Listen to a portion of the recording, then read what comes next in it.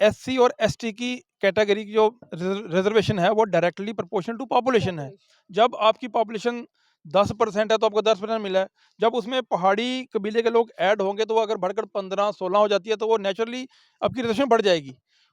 इसलिए कुछ लोग, चंद लोग होते हैं जो अपनी पॉलिटिक्स को चमकाने के लिए ये लोगों को बहकाते हैं, जी हमारा हक छिन जाएगा, ये डिल्यूट हो जाएगा। पहाड़ियों को क्या उनका हक बहुत जल्द मिलने वाला है? क्योंकि 2 पार्लियामेंट सेशन की अगर बात करें तो वो लगे, लेकिन पार्लियामेंट की अगर हम बात करें वहां पर इनका बिल पास नहीं हो पाया। हालांकि टेबल बिल जो है वो जरूर हुआ था। लेकिन साथ ही साथ बात करें, अभी सोर्सेज ये बता रहे हैं कि जो पार्लियामेंट सेशन अभी लगने वाला है उसमें जनवरी 31 से लेकर फरवरी 9 के बीच जो है पहाड़ियों को उनका हक मिल सकता है।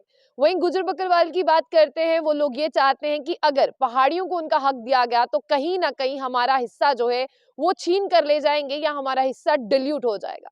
हमारे साथ बात करने के लिए एडवोकेट गुरदेव ठाकुर जी हैं। ये दिल्ली तक भी गए थे। बहुत अच्छा इन्होंने पहाड़ी जो है अपनी कम्युनिटी को प्रेजेंट भी किया वहां पर। और साथ ही साथ अब इनसे बात करते हैं कि ये आखिरी उम्मीद है इस साल की, क्या इन्हें लगता है कि वाकई मिल पाएगा? गुरदेव ठाकुर जी, आपको क्या लगता है वाकई में? बहुत बहुत शुक्रिया आपका। देखिए, हमें पूरी उम्मीद है कि ये जो हमारा बिल है वो पास तो होना ही है, लेकिन जो लास्ट सेशन, बजट सेशन अब 31 जनवरी से 9 फरवरी तक लग रहा है, इसमें जैसे आज आपने देखा कि कुछ सोर्सेज से खबर भी आई है, न्यूज़ में भी लगा हुआ है, तो हमें पूरी उम्मीद है ये होना ही है, क्योंकि ये माननीय अमित शाह जी जो होम मिनिस्टर ऑफ इंडिया, उनकी कमिटमेंट है और पब्लिक में कमिटमेंट है, तो इससे हमें पूरी उम्मीद है कि वो होगा। सर, जिस तरह से गृह मंत्री अमित शाह हो या कि सेंटर ने बताने की कोशिश की है कि जो गुजरों का हक है, बकरवालों का हक है, वो उनके पास, आपका हक आपके पास, लेकिन वो नहीं मान रहे हैं। वो उन्होंने मशाल रैली शुरू की। उन्होंने कहा कि हम जो अपने घर से बाहर आएंगे क्योंकि हमारा हक हमसे छिन जाएगा। तो आप ये बता सकते हैं कि उनका हक कैसे छिनेगा अगर आपको मिलेगा? देखिए, उनका हक बिल्कुल नहीं छिनेगा।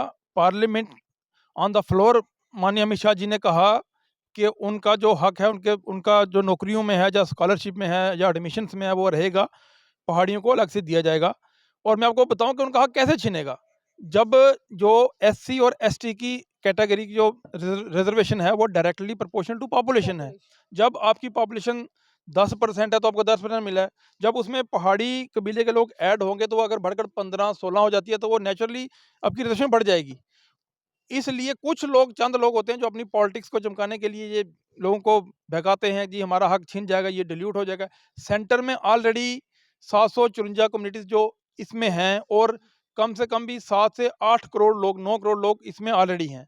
तो जब 9 करोड़ लोग उसमें हैं तो इसमें 5, 7, 8 लाख लोगों की और ऐड हो जाने से कोई ज़्यादा फर्क सेंटर में नहीं पड़ने वाला। रही स्टेट की बात, तो स्टेट में गवर्नमेंट रिपीटेडली कह रही है, बार बार कह रही है, माननीय अमित शाह जी ने कहा, प्राइम मिनिस्टर साहब ने कहा कि जो हमारे गुजर बकरवाल भाई हैं जिनको ऑलरेडी जम्मू कश्मीर में एसटी है, उनके साथ नहीं छेड़ा जाएगा, चाहे उनकी एडमिशन्स होंगी या नौकरियों में होगा या प्रमोशंस में होगा या स्कॉलरशिप में होगा, पहाड़ियों को उनका अलग से जितना भी कोटा बनेगा वो दिया जाएगा। जब गवर्नमेंट खुद कह रही है तो फिर हम उनके लिए क्या कह सकते हैं, जो अपनी पॉलिटिक्स चमकाने के लिए, अपनी रोटियां सेकने के लिए बार बार कभी एक रैली निकालते हैं, कभी दूसरी रैली निकालते हैं, लेकिन उससे गवर्नमेंट के काम पे कोई फर्क नहीं पड़ने वाला। गवर्नमेंट कमिटेड है और वो बहुत जल्द हमें ये देंगे।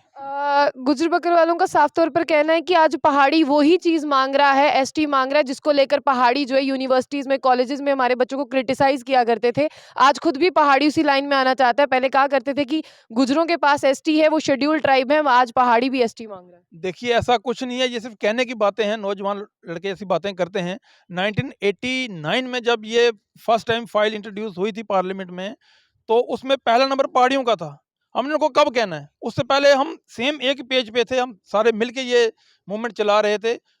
एक कॉन्स्पिरेसी की वजह से, साजिश की वजह से हमें उस वक्त ड्रॉप कर दिया गया, पॉलिटिकली डिसीजन हुआ और बाकी लोगों को दे दिया गया। उसके बाद हम, हमारी मूवमेंट चलती रही और आज 2024 में आके ये हो रहा है कि बिल इंट्रोड्यूस हो गया था पीछे जो मॉनसून सेशन था पार्लियामेंट का, तो अब उम्मीद है कि इस पर पास हो जाएगा। ये कहना कि हम उनको ये कहते थे, वो कहते थे, ये तो बिल्कुल झूठी बात है ना। जब हम साथ एक लाइन में खड़े थे, उसके बाद उनका हो गया, हमारा रह गया, और अब हम फिर आशा करते हैं, उम्मीद करते हैं कि इस सेशन के बाद हम फिर सारे एक लाइन में खड़े होंगे, सबकी तरक्की होगी, हमारे इलाके की तरक्की होगी।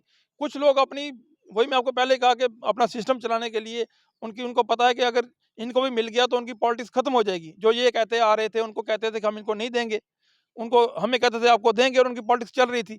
जब ये सारे एक लाइन में खड़े हो जाएँगे तो उनकी पॉलिटिक्स खत्म हो जाएगी, इसलिए ये सारे लोग बातें बनाते चलिए हैं। अनंतनाग, पुंछ और राजौरी की सीट की मैं बात करूँ जो पार्लियामेंट्री सीट है वहाँ पर, तो वाक़ई में जो है अब आप लोग जो है बीजेपी को वोट देंगे? देखिए, हमने पहले ही कहा है कि हम भारतीय जनता पार्टी से कमिटेड हैं। जो हमारी एक इतनी लंबी पुरानी माँग चली आ रही थी, जब वो पूरी होने जा रही है, तो हम वोट तो देंगे, पार्लियामेंट में देंगे, असेंबली में भी देंगे, पंचायत में देंगे, यूएल में भी देंगे। और मैं आपको बताऊँ कि ये जे-एंड-के का एक बहुत टर्निंग पॉइंट है। क्योंकि आप देखें कि इस वक़्त ना तो यहाँ पे असेंबली है, ना पंचायत हैं, ना अर्बन लोकल बॉडीज़ हैं, ना बीडीसीज़ हैं, ना ही अब आने वाले एक 10-15 दिन में जब कोड ऑफ कंडक्ट लग जाएगा, तो पार्लियामेंट के भी वो हो जाए, इलेक्शन आने वाले हैं। आप लोगों के लिए इतना सफिशिएंट है कि आपको एसटी का स्टेटस मिल गया और आपने वोट बीजेपी को दे दिया, चाहे कोई डेवलपमेंट हुई हो या नहीं हुई हो, बस एसटी मिल गया तो आप लोग वोट दे देंगे? देखिए, पहाड़ी कबीले को जम्मू कश्मीर में शेड्यूल कास्ट स्टेटस मिलना ही अपने आप में बहुत बड़ी डेवलपमेंट है।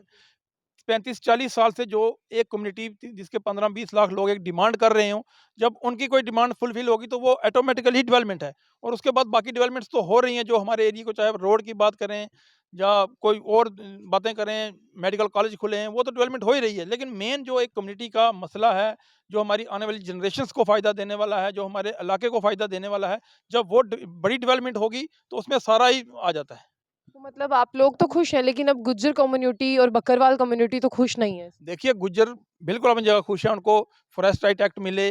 फर्स्ट टाइम उनको यहाँ पे जो एसटी की रिज़र्वेशन असेंबली में हुई, जब पंचायत इसमें हुई, बीडीसी के इलेक्शन हुए, डीडीसी के इलेक्शन हुए, वो खुश हैं। चंद लोग हैं, आप मुझे बताएँ कि जो भी कोई बड़ा हमारी गुज्जर कम्युनिटी का बड़ा लीडर है, चाहे वो मियाँ अल्ताफ़ साहब हो गए, चौधरी तालब साहब हो गए, जितने भी बड़े लोग हैं, किसी ने कोई आज तक बयान वो नहीं दिया। सामने भी नहीं है। तो बस जब वो सामने नहीं आए, जो उनके जो मिनिस्टर रहे, जिन्होंने इलेक्शन लड़े, तो आम लोग कहते रहे उनसे कुछ फ़र्क नहीं पड़ता। जो जिन लोगों जो कम्युनिटी के लीडर हैं, जिन्होंने इलेक्शन लड़ा, जिन्होंने वोट लिए, वो कम्युनिटी के लिए आंसरेबल हैं। जब वो उन्होंने कुछ नहीं कहा तो अब लोग अपनी सियासत के लिए कहते रहेंगे, उनसे कोई फ़र्क नहीं चलिए पड़ता। बहुत-बहुत शुक्रिया। तो ये थे हमारे साथ एडवोकेट गुरदेव ठाकुर जी। यानी साफ तौर पर आप देखिए कि खुशी इनके चेहरे पर है कि इन्होंने भी एक बहुत लंबी फाइट लड़ी। आपने देखा कि दिल्ली भी आपने इनको देखा, जम्मू में आपने इनको देखा और लगातार आप इन्हें देखते रहते हैं। इनके साथ पूरी एक टीम है जो इनकी चलती है, आप उसे भी देखते हैं। लेकिन इसी के साथ मैं चाहूँगी कि जितने भी गुज्जर लोग हैं उनको भी समझाने की कोशिश की गई है, बकरवाल है उनको भी बहुत बार समझाने की कोशिश की गई है। लेकिन उन्होंने कहा नहीं, हमारा हक जो है वो डिल्यूट होगा। लेकिन अगर वाक़ई में इन्हें मिल जाता है फिर आगे वाला मंज़र क्या रहेगा वो एक देखने वाली बात होगी आने वाले दिनों में, उसके लिए हमें इंतज़ार करना होगा जनवरी 31 से लेकर फरवरी 9 तक।